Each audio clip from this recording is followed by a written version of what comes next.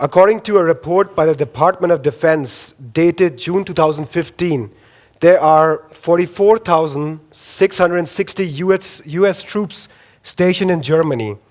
It is estimated that there are circa, and reports vary, but let me just point this out, 170 military installations, and one of the most vital being Ramstein, where drone operations, as you know, are conducted from there.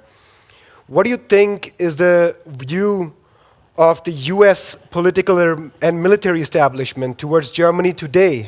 Is there any significant change since what you've described before?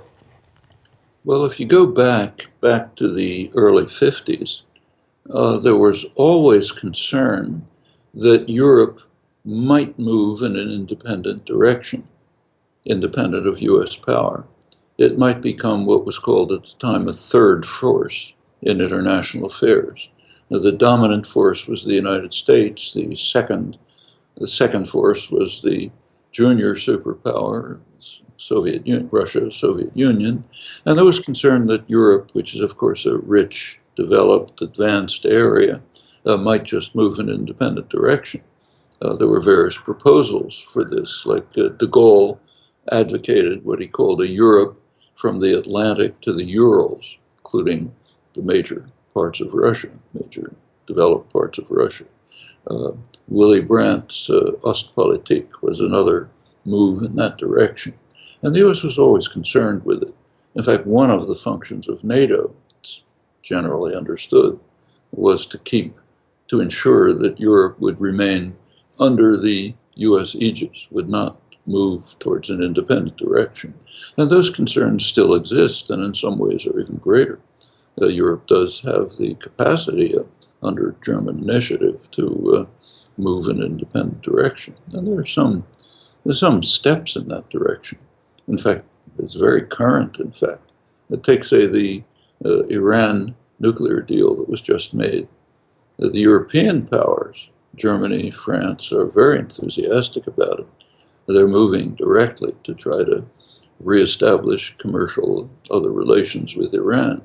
The ministers of the government or corporation executives are flocking to Tehran to try to set up deals and arrangements. It's not happening from the United States. On the contrary, it's even possible that the U.S. might undermine the agreement, not the executive, but Congress might find ways to undermine the agreement.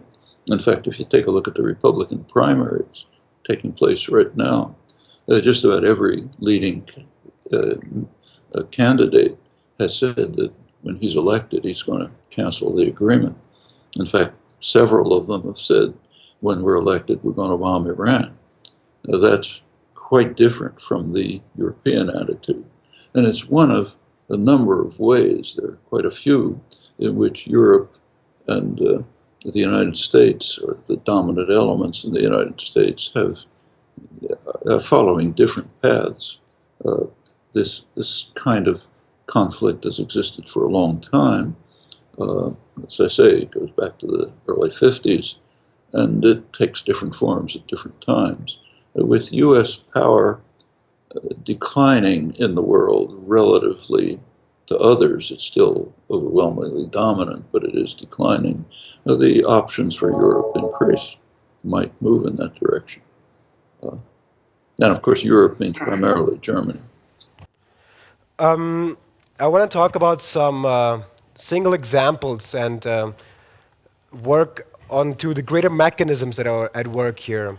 So Germany recently dropped a case that was investigating the abuses of the NSA, which was revealed by Edward Snowden's whistleblowing actions. And details included such as eavesdropping on our chancellor's cell phone, even collecting metadata of 20 to 30 million German citizens on a regular basis. And this investigation was dropped. And if we look back a decade, El Masri, a German national, was detained in a holiday in Macedonia by the CIA and extradited to Egypt, where he was tortured extensively, and it was later determined that he is innocent. Now, in both cases, our prosecution went after it, but at the federal level, it was dropped at some point. And we've come to know that US is at play here. So what mechanisms are at play here that always align German policy to US interests? Germany and France and other European countries have, their governments have made a decision to subordinate themselves to US power. It shows up in these ways and many others.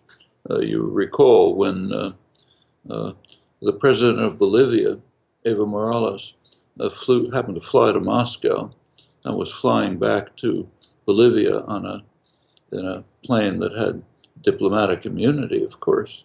The European countries, including Germany and France, just wouldn't let him go through their airspace, obviously on US orders.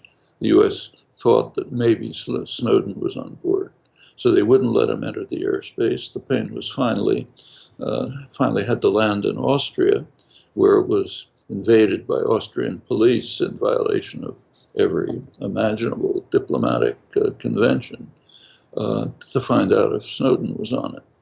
All of this is, it's kind of pitiful. It's a revelation of real cowardice in the face of power that the European elites are unwilling to confront. It's a sign of subordination and real lack of dignity and integrity, in my view. And the cases you mentioned are examples.